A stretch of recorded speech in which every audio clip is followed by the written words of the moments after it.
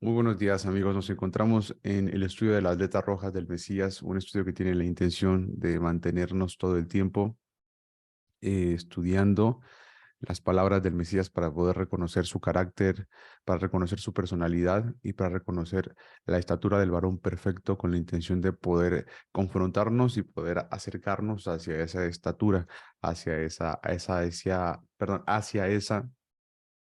parámetro, y definitivamente ha sido un proceso bastante interesante el que hemos estado viviendo. Les invito a que vayamos, por favor, todos juntos a Mateo capítulo 13. Si me acompañan, por favor.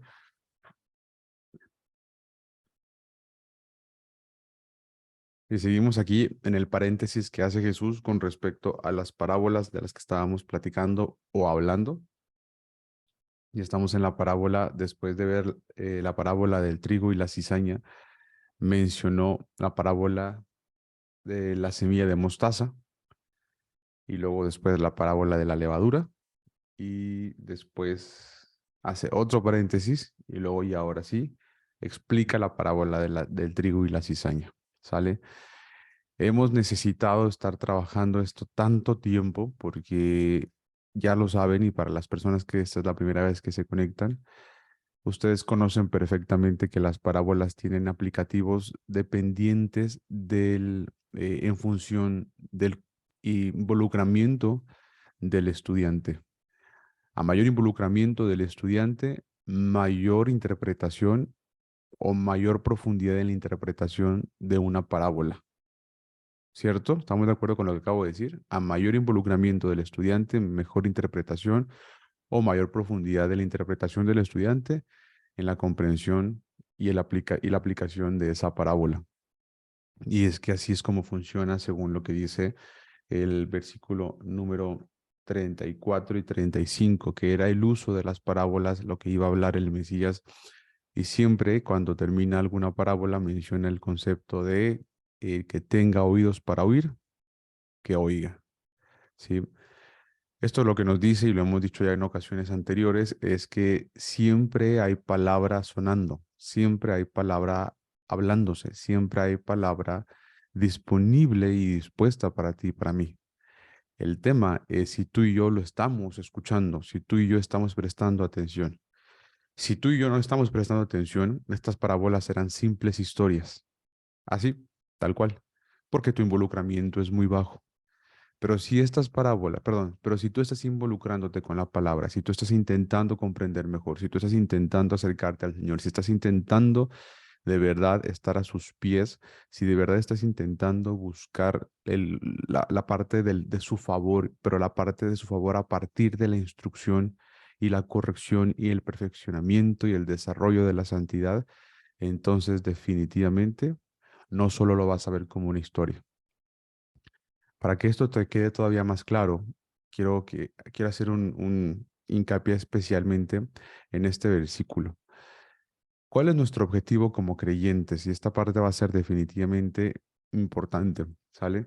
Les voy a pedir que antes de que vayamos a Mateo, vengan conmigo, ya sé que lo tenían ahí, pero vengan conmigo un poquito a Romanos 6:22. Sí, de esto ya lo habíamos tratado, pero quiero que arranquemos de aquí un segundo, por favor. Romanos 6:22 deberá ser prácticamente tu lema como creyente, ¿sí? Romanos 6:22 te habla del objetivo que tenemos como creyentes. Y hemos platicado de esto y dice, mas ahora que habéis sido libertados del pecado y y hechos siervos de Dios, tenéis por vuestro fruto la santificación y como fin la vida eterna.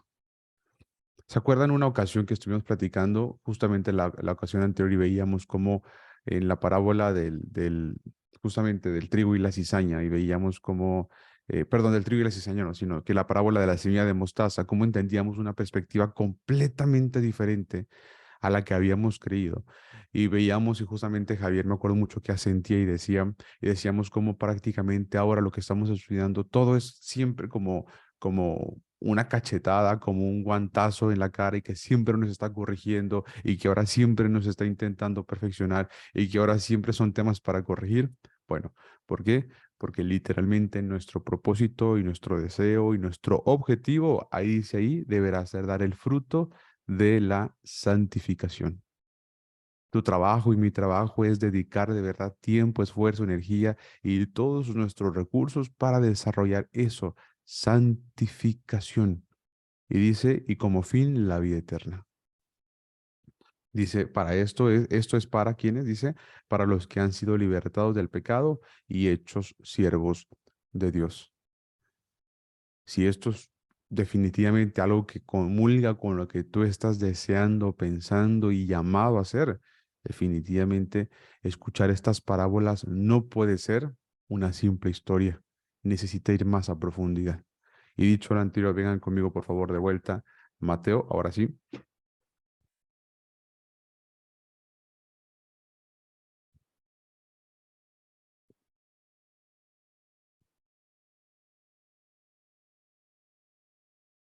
Y ahí en Mateo vimos la parábola de la semilla de mostaza. Me acompañan, por favor. Y dice, otra parábola les refirió diciendo, el reino de los cielos es semejante al grano de mostaza que un hombre tomó y sembró en su campo, el cual a la verdad es la más pequeña de todas las semillas, pero cuando ha crecido es la mayor de las hortalizas y se hace árbol, de tal manera que vienen las aves del cielo y hacen nidos en sus ramas. Aquí dice, lo que vimos, la clave para entender esto es que se hace árbol y lo conflictivo de esto es que una semilla de mostaza no crece naturalmente como un árbol. Entonces, este es un crecimiento y anormal, habíamos platicado sobre eso y veíamos que es un crecimiento anormal por causa de qué cosa. Bueno, dice que el reino es semejante a eso, a ese crecimiento anormal. Y ese crecimiento anormal, ¿cómo es que se produjo o cómo es que terminó allá? ¿Se acuerdan que habíamos concluido algo interesantísimo con respecto a todo esto? Que hubo un descuido y que eso generó un crecimiento anormal. Y ese descuido prácticamente, pues es justamente como lo que podríamos comparar con el hecho de que se durmieron los siervos en la parábola, perdón, de el trigo y la cizaña, ¿no? Sinceramente, este tema lo habíamos incluso hasta asociado con el tema de un árbol que crece y que crece y que crece, como los asirios. ¿Se acuerdan? En Ezequiel capítulo número 31, del 3 al 9, aparece un árbol que es refiriéndose, perdón, a los asirios. ¿Cómo? ¿Un árbol refiriéndose a los asirios? Ujú, exactamente. En Ezequiel 31, del 3 al 9, aparece un árbol que dice que es frondoso y que debajo de ese árbol frondoso que ha crecido con enormes raíces, debajo de él vienen los animales a descansar y también vienen las aves a hacer su nido. Ese árbol frondoso, a pesar de que no está basado en la Torá y a pesar de que no se alimenta en la Torá, de eso crece, crece y crece y crece, ¿no? Y justamente ese crecimiento normal como el que están teniendo los asirios, es ese, perdón, árbol que le puede dar cabida, por ejemplo, a estas aves. ¿Sí? Dice ahí que hay aves anidando en sus ramas, ¿de acuerdo? Y esto qué implicaciones nos decía, veíamos la semana pasada, implican cosas interesantes porque justamente las aves regularmente son relacionadas como emisarios del enemigo, ¿de acuerdo? Del que se opone. Y eso lo veíamos en la parábola del sembrador. ¿Se acuerdan que vinieron las aves y comieron la semilla y ya no hubo fruto? Entonces, todo esto que habíamos estado analizando definitivamente vamos a necesitarlo tenerlo presente o vamos a necesitar tenerlo presente porque definitivamente lo vamos a ocupar ahora que vamos a dos parábolas que no tienen interpretación. La parábola la parábola de la semilla de mostaza no tiene interpretación, ya la vimos, y la parábola de la levadura, que prácticamente es solo un versículo, pero que definitivamente guarda muchísima, muchísima interpretación. ¿Está bien? Vamos a la parábola de la levadura, perdón, y aparece en el versículo número 33 y empieza diciendo, este versículo dice, el reino de los cielos es semejante a la levadura que tomó una mujer y escondió en 3 medidas de harina hasta que todo fue leudado.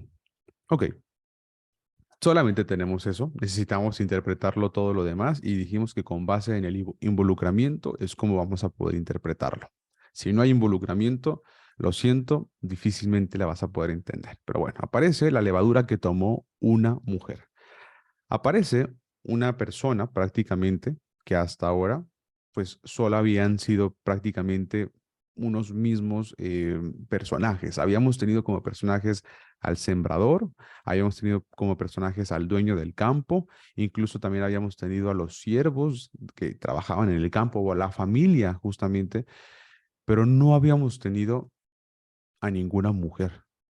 ¿Se fijan? Hasta ahorita en las parábolas que hemos visto no hay ninguna dama en todo esto que estamos viendo. Yo les hago una pregunta y vamos a ir como por partes. Hasta ahorita, las parábolas que hemos visto, pregunta para todos ustedes, todas son comparadas con el reino. ¿Estamos de acuerdo con eso? La pregunta para ustedes es, ¿esas comparativas son regularmente negativas o son regularmente positivas? ¿Ustedes qué piensan? Pueden ponerlo en el chat o si tienen su cámara abierta pueden votar con su pulgar. Dicen que han sido positivas, ¿ok? Los demás, ¿qué dicen? Cuéntenme.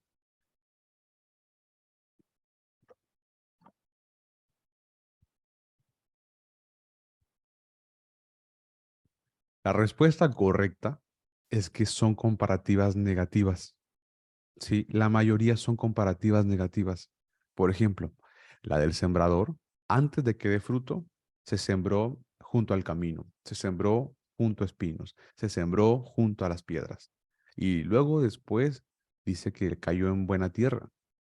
Sí, y veíamos que a pesar de que cayera en buena tierra, no está exenta de tener espinos o tener piedras. ¿Sí? La parábola del trigo y la cizaña. ¿Connotación positiva o negativa? Negativa. El reino de los cielos es comparado con algo que pasa negativamente. ¿Sí? Se siembra cizaña al lado del trigo, donde se descuidaron los hombres. ¿Cómo es que se compara el reino de los cielos con algo tan negativo? Bueno, pues vamos a ver. Parábola de la semilla de mostaza. ¿Positiva o negativa? Acabamos de notarlo. Es súper negativo todo el contexto que nos dice. ¿Sí?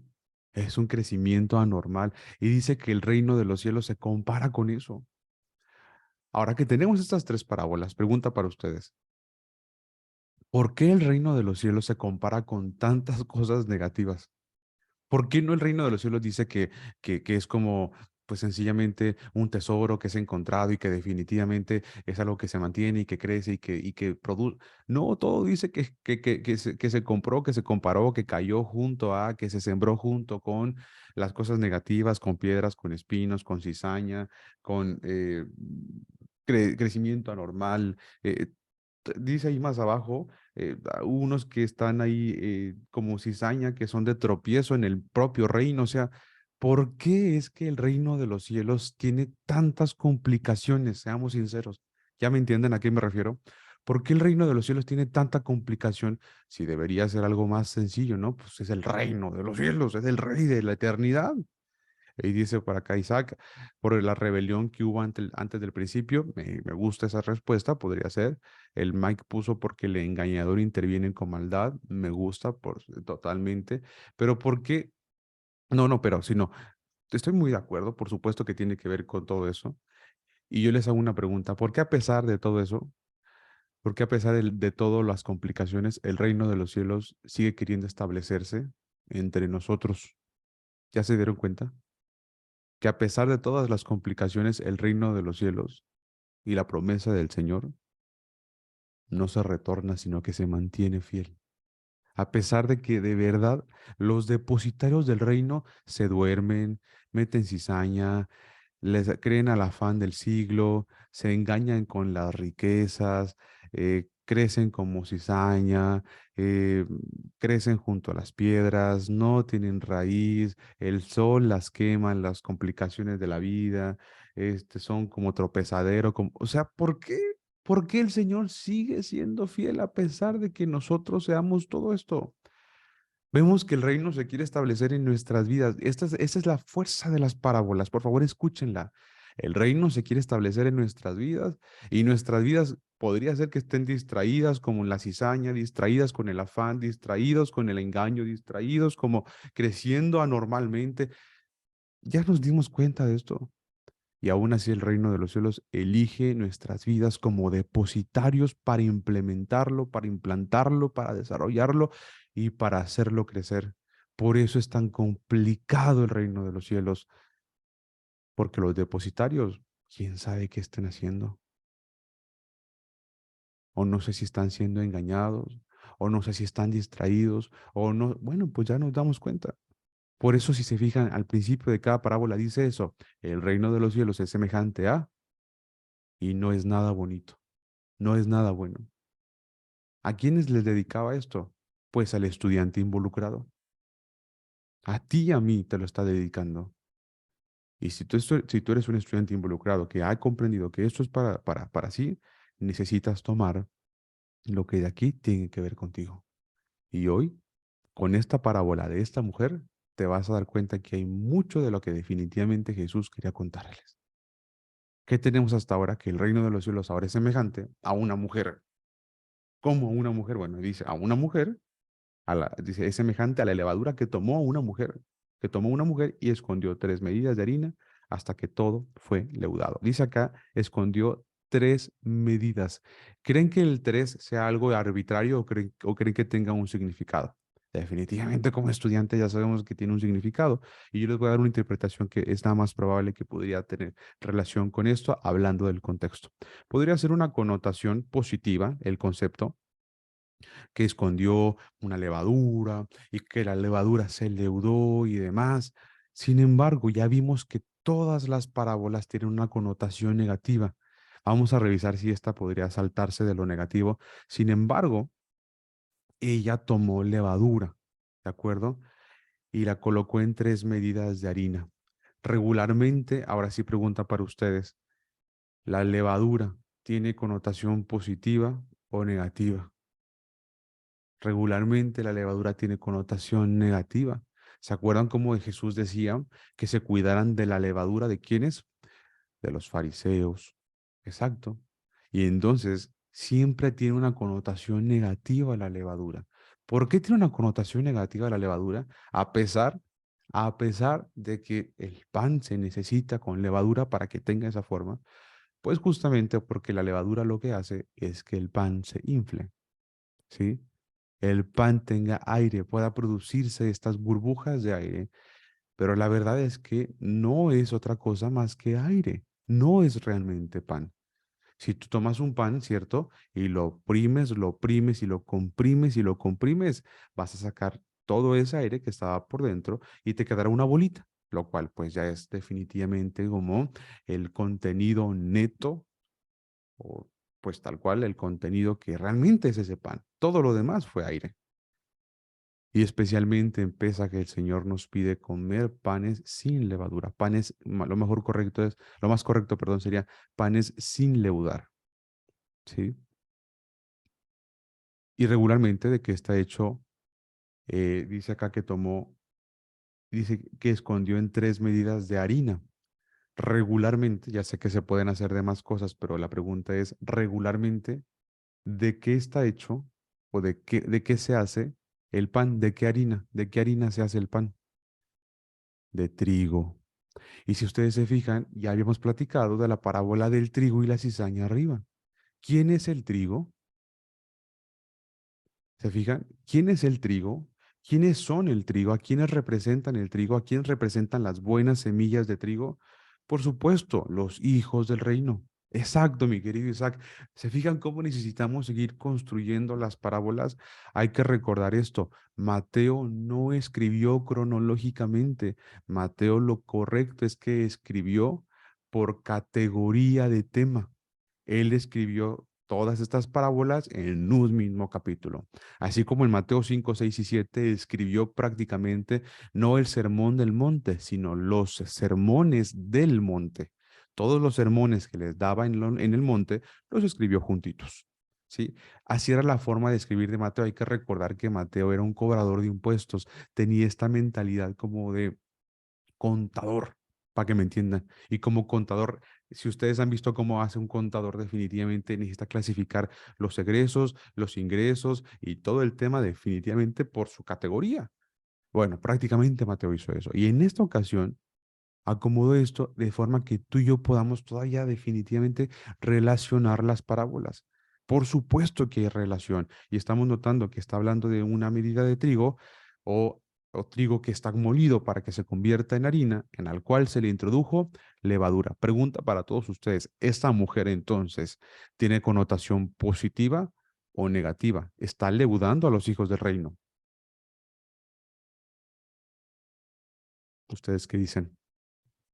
¿Negativa o positiva? Por favor, necesito que se pongan a pensar. Está leudando medidas de trigo, quienes son prácticamente los hijos del reino. Gracias, Chuy. Ahí te veo. Por supuesto, negativa. Es una mujer que está leudando, está inflando a los hijos del reino. Dice que tomó 3 medidas. ¿Ya se dan cuenta? En esta nueva interpretación necesitamos echarle un montón de coco, ¿de acuerdo? Del trigo cosechado en la parábola del trigo y la cizaña, fue ella y en 3 medidas de trigo, que es harina o trigo molido, escondió prácticamente levadura. La escondió hasta que todo fue leudado. Ahí acabaría la interpretación, diríamos, ah, no, pues el reino está sufriendo este proceso de que los hijos del reino estén inflados, estén leudándose. Ah, pues sí, otra vez, contexto o, bueno, todo un tema negativo en el tema incluso de esta mujer, ¿no? Y como, bueno, el reino, bueno, pues el reino, siempre el reino pobre, o sea, al final el reino siempre es el que termina violentado, al final el reino siempre termina siendo el que es afectado, pero bueno, podríamos acabar ahí la interpretación, pero no. ¿Qué implica que sean 3 medidas? Bueno, hay una palabra en este versículo que nos va a ayudar a asociarlo con qué implicaciones podría tener eso. Y la parábola es en el versículo casi al final, dice y escondió en 3 medidas de harina hasta que todo fue leudado. Esa palabra hasta, yo quiero preguntarles, ¿hasta cuándo creen que se refiere a ese hasta? Ya hemos visto otros hasta, por ejemplo, en la parábola del trigo y la cizaña, ¿sí? Si ustedes se fijan, prácticamente hace referencia en el tiempo de la cosecha ese hasta. Dice prácticamente en el trigo y la cizaña, dice, ¿quieres que la arranquemos? Y le dijo, no, no sé, hay que arrancar la cizaña, arranquéis también con ella el trigo. Y entonces más abajo dice, versículo versículo 39 dice, el enemigo que la sembró es el diablo, la ciega es el fin del siglo y los segadores son los ángeles. Entonces pregunto, ese hasta en la parábola ahora de la levadura, ¿a dónde los lleva a pensar? ¿Ustedes qué dicen, mis estimados amigos? Por supuesto que hasta el final de los tiempos, el tiempo de la cosecha final. Ese hasta en tu mente y en mi mente deberá llevarnos hacia la cosecha final. Dice que el reino de los cielos será prácticamente, será un sufrimiento de los hijos del reino se inflarán, ¿de acuerdo? ¿Hasta cuándo? Hasta que todo sea leudado. Qué tremendo es eso. Dice que el reino se parece a eso. Si estamos hablando de ese hasta, o sea, si estamos hablando de ese tiempo, ¿a qué tiempo me representa? Al tiempo de la cosecha final. Pregunto, ¿qué libro me describe cómo se verá el tiempo de la cosecha final? Exacto, Apocalipsis. ¿Se fijan cómo necesitamos entenderlo como estudiantes involucrados? Por lo tanto, dejen aquí una pausa y vayamos a entender qué implicación tendrá ese concepto de 3 medidas. Vamos a suponer y pensar en Apocalipsis qué cosas aparecen que se vayan numerando. ¿Qué cosas tenemos en Apocalipsis que se vayan numerando? Número 1, número 2, número 3, número 4, número 5, sellos y trompetas. Me encanta, perfecto. ¿Qué otra cosa se está numerando en Apocalipsis antes de los sellos y las trompetas? A ver, estudiantes involucrados, los jinetes también, por supuesto. Y en efecto, lo que buscamos acá son las iglesias, las congregaciones. ¿Se fijan? Va otra vez la pregunta con una pista todavía más clara para que se den cuenta cómo se puede asociar. ¿Se fijan? Fíjense nada más. ¿Qué cosa en Apocalipsis se numera que tenga que ver con los depositarios del reino, las iglesias. ¿Se fijan? ¿Quiénes son el trigo? ¿Quiénes son estas tres medidas de trigo? Personas, hijos del reino, que en Apocalipsis los describe como las iglesias o comunidades que estaban en esta sección del mundo. Es Turquía actualmente, ¿sí? Entonces, si tú te fijas, pues, ¿con qué podríamos relacionarlo? Definitivamente con iglesias. Aquí está hablando de estas tres medidas. Y si les digo tres medidas, ¿a cuántas iglesias nos referimos? Pues a las primeras tres que aparecen acá. Entonces, si has estudiado Apocalipsis o si no las has estudiado, vamos a revisar juntos porque qué implicaciones tendrá estas tres iglesias y a qué implicaciones tendrá que ver con que están leudadas. Vamos a revisar qué nos deja ver, qué nos deja notar eso. Y vengan conmigo, por favor, a Apocalipsis capítulo 2, que es donde aparece justamente todo ese tema.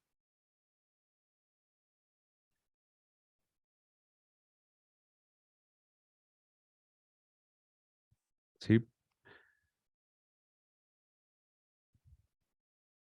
Tenemos entonces Apocalipsis, una mujer, el trigo, la levadura, y la levadura regularmente y lo que implica es contaminación. Bueno, vamos a revisar.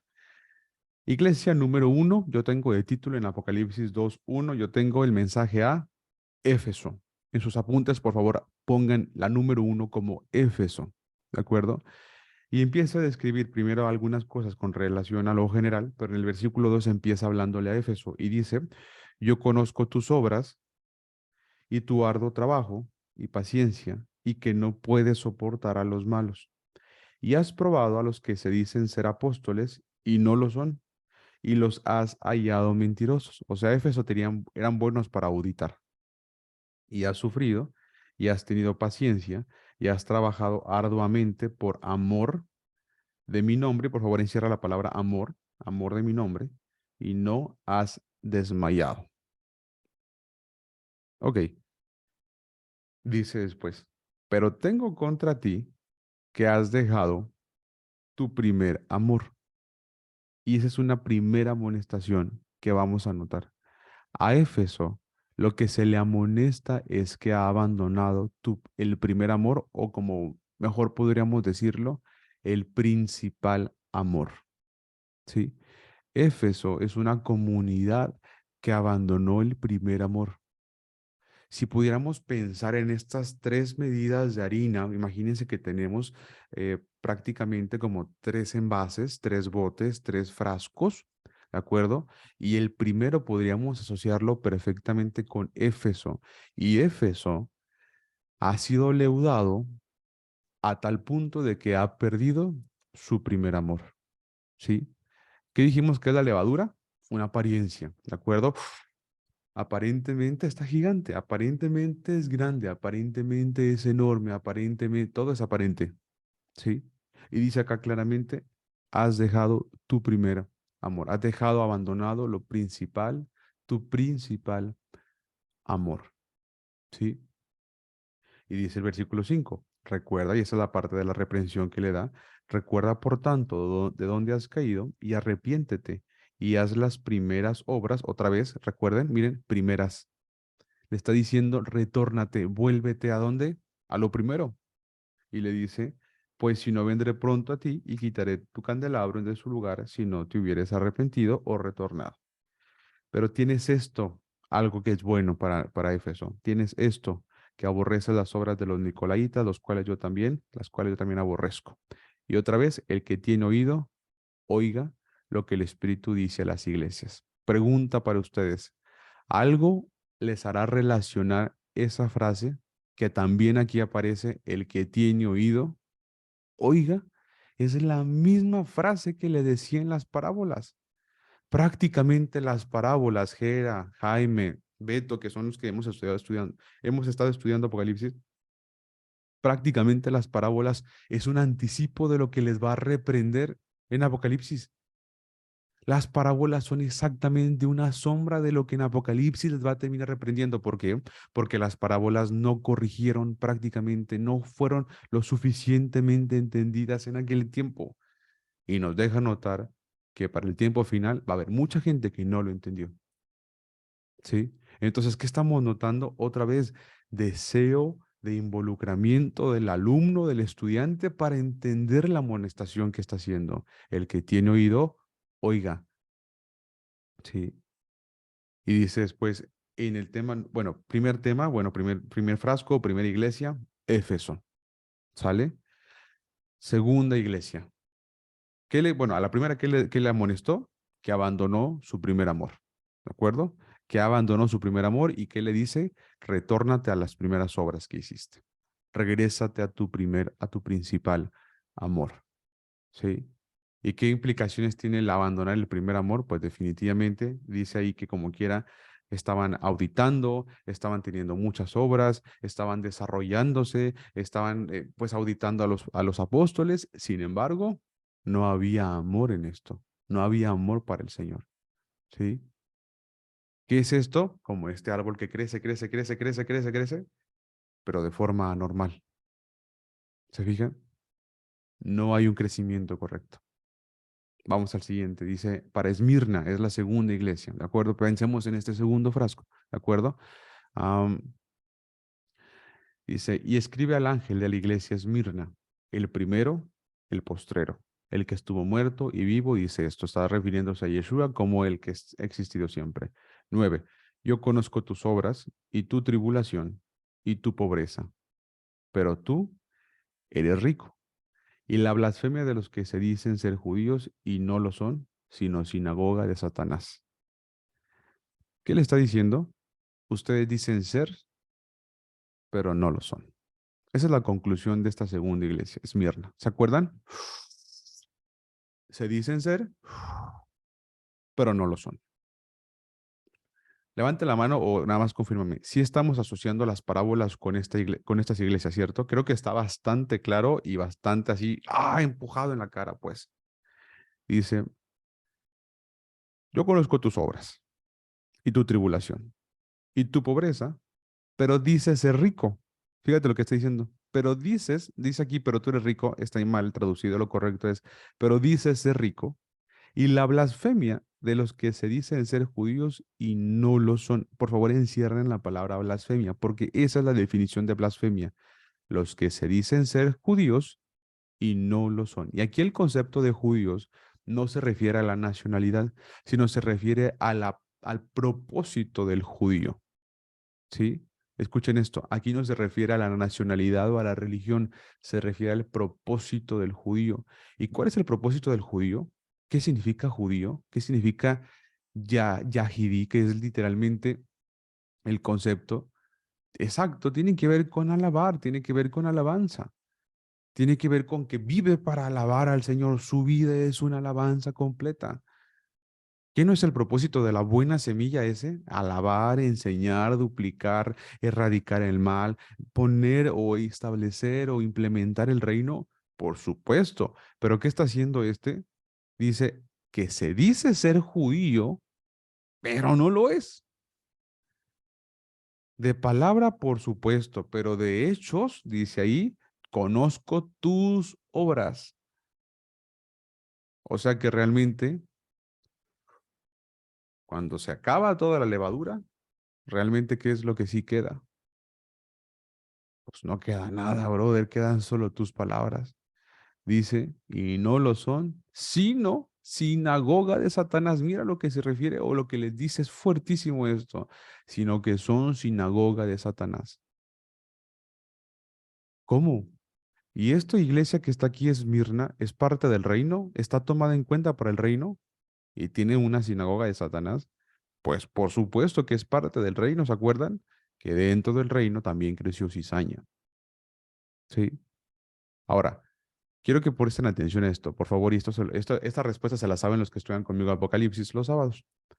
Pregunto, ¿estas amonestaciones tienen como intención destruir a las iglesias? ¿Sí o no? Otra vez la pregunta. ¿Estas amonestaciones tienen como intención destruir a las congregaciones? ¿Sí o no? Por supuesto que no. Por eso se las da. Y dice, si te fijas en el anterior, recuerda de dónde has caído y arrepiéntate. Le está dando una opción, una oportunidad y sobre todo un recordatorio de lo que necesita hacer. Arrepiéntete en cuanto a Éfeso. Y a Esmirna, ¿qué le va a decir en el versículo 10? No temas nada lo que vas a padecer. He aquí el diablo echará a algunos de vosotros a la cárcel para que seáis probados y tendréis tribulación por 10 días. Sé fiel hasta la muerte y yo te daré la corona de la vida. El que tiene oído, oiga lo que el Espíritu dice a las iglesias. Dice a quiénes, al trigo, dice a las buenas semillas, dice a los hijos del reino, al que venciere no sufrirá daño de la segunda muerte.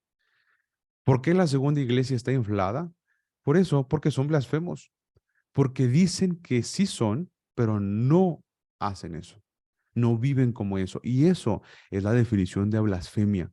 Por favor, necesito que les quede muy claro, el concepto de blasfemia es decir, pero no hacer. Así de sencillo, ¿sí? O decir, pero en la intimidad no hacer, o hacer una cosa contraria. Y entonces esta mujer, cuando metió levadura, dice ahí, creció Esmirna y aparentaba. Así como Éfeso aparentaba, pero por dentro realmente había pura levadura. Y ahí ese es el reino, hay que recordar, y ese es el reino es semejante a eso, y claramente lo estamos notando.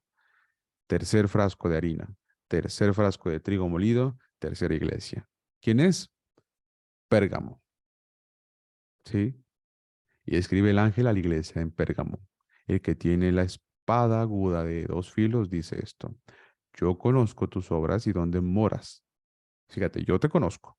Donde está el trono de Satanás, pero retienes mi nombre y no has negado mi fe, ni aun en los días de Antipas, mi testigo fiel, fue muerto entre vosotros donde mora Satanás. Pero tengo unas pocas cosas contra ti, que tienes ahí a los que retienen la doctrina de Balaam, que enseñaba a Balac a poner tropiezo ante los hijos de Israel. ¿Cómo va esta historia? Voy a hacer una pausa aquí rápidamente. Balac contrata a Balaam, un profeta del Señor, para que pueda maldecir al pueblo de Israel porque les temía. Y entonces le ofreció una muy buena recompensa a este profeta y primero sí la despreció, pero después le ofreció una mejor recompensa que ella no pudo despreciar. Y le dijo el Señor: si vas a ir, vas a decir siempre lo que yo te voy a decir. Sin embargo, quería poder derrotar a Israel este Balac. Y lo que hizo Balaam fue que, a pesar de que habló solamente las bendiciones para Israel, aconsejó a Balac para saber cómo debilitar a Israel. Y la forma en la que Israel pudiera haber sido debilitado era la que definitivamente le pegaban más duro y la que más cojeaban. Y ahí dice ahí claramente, dice, ponía tropiezo ante los hijos de Israel este Balac a comer cosas sacrificadas a los ídolos y cometer fornicación. Prácticamente lo que le dijo Balaam a Balac era: estos son débiles en dos cosas, en la idolatría y en la fornicación. Ofréceles, preséntales, expónles, de verdad, exhíbeles algo relacionado con eso y los vas a debilitar. Y eso lo dice claramente Números 30 y tantos por allá. Dice literalmente, de hecho, si quisiera que fuéramos nada más para que lo tengamos súper claro. Esta es la única cita que sí me interesa que sí vayamos. Un segundito, por favor. Es Números 31:16. Si me pueden acompañar, por favor. Números 31:16. Quiero que lo puedan asociar porque ese es el siguiente, el siguiente efecto de la levadura de la que estamos hablando. Números 31:16, por favor.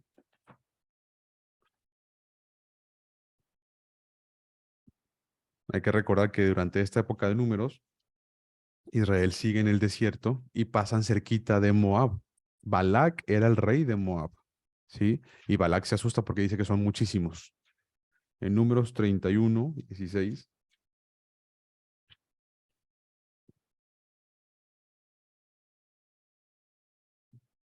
dice: he aquí por mensajero de Balaam, ellas fueron causa de que los hijos de Israel prevaricasen contra el Señor en lo tocante a Baal peor, por lo que hubo mortandad en la congregación del Señor. Matad pues ahora a todos los varones entre los niños, matad también a toda mujer que haya conocido varón carnalmente. Vean lo que dijimos, fornicación y sacrificio, perdón, a los ídolos. Ahí está. ¿Por consejo de quién dice ahí claramente? Por consejo de Balaam. Al final, este brother sí quería la recompensa, sí quería la riqueza, y bueno, la verdad es que Balaam representa eso. La idea de, oh, por favor, yo soy súper santo del Señor. Pero definitivamente, cuando se le presentó una tentación, la tomó definitivamente.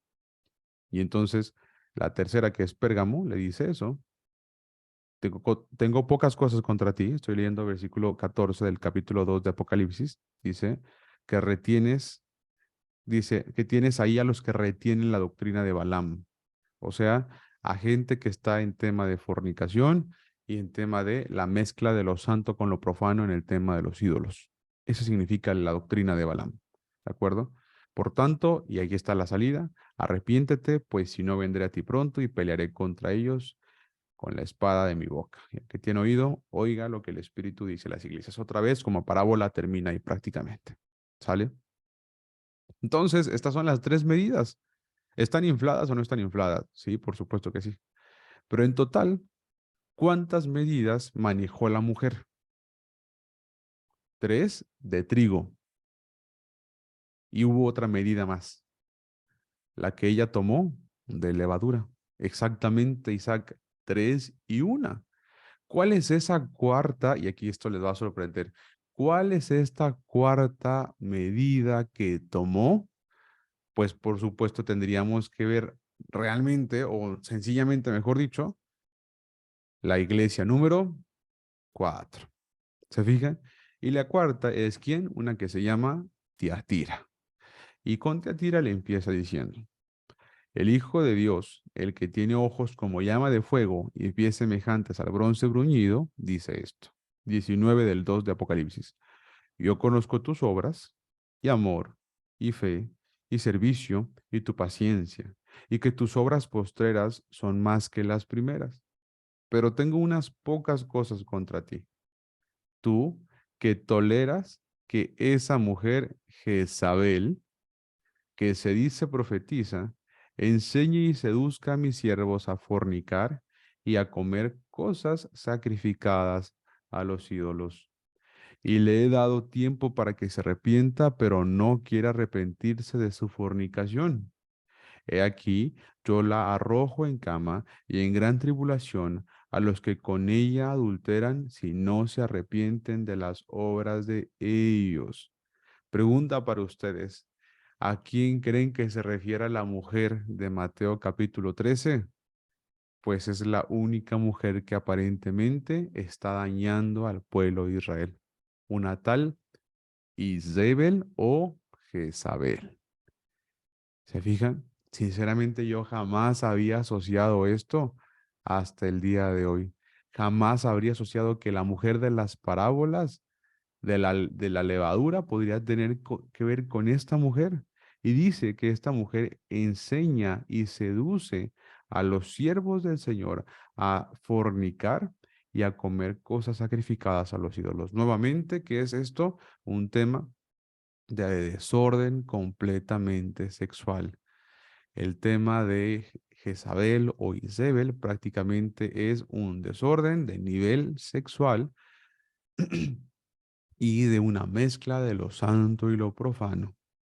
Jezabel tiene que ver con eso cuando habla acerca de que dice a comer cosas sacrificadas a los ídolos. ¿Sí? Y le dice el versículo número 23, y a sus hijos heriré de muerte, y todas las iglesias sabrán que yo soy el que escudriña la mente y el corazón, y le daré a cada uno según sus obras. ¿Sí? Estos mensajes para estas iglesias no tienen que ver especialmente sola o especialmente y solamente con esa iglesia. La verdad es que esas iglesias, al ser 7, representan la plenitud de la humanidad en cuanto a las congregaciones o en cuanto a Israel. El que sean 7 no se refiere a que sean exclusivamente de 7 y esas iglesias, sino que el 7 representa a la plenitud humana de todo el Israel que viene a ser parte de esas iglesias. Entonces, ¿qué significa esto? Que prácticamente lo que esto podría implicar es que estas iglesias podrían representarnos a nosotros. Y dice que el reino de los cielos se parece a esto, a una mujer que toma levadura, o a la levadura que toma una mujer y lo mete o lo introduce en 3 medidas de trigo. Definitivamente podríamos entonces empezar a asociar que realmente sí existe una relación muy importante entre ese trigo y esa levadura que estamos viendo en Apocalipsis. ¿Cuál fue la levadura que vimos en Éfeso?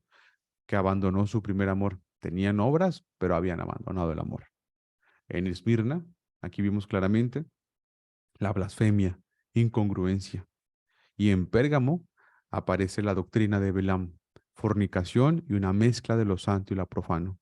Y en Tiatira, que toleraban a Jezabel, fornicación y nuevamente idolatría. Y no quiere arrepentirse.